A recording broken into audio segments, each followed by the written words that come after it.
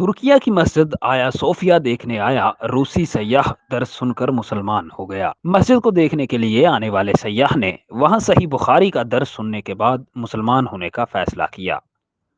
مسجد کے امام نے روسی سیاح کو کلمہ پڑھایا، جس کے بعد اس کا نام احمد دنیز رکھا گیا۔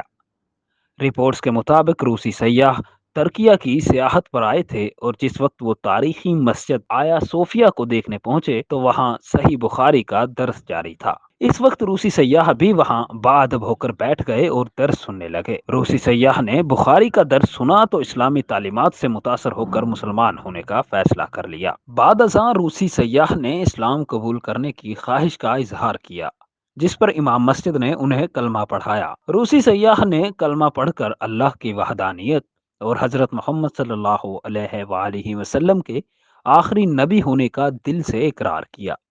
سوشل میڈیا پر بھی روسی سیاح کے کلمہ پڑھ کر مسلمان ہونے کی ویڈیو وائرل ہو رہی ہے۔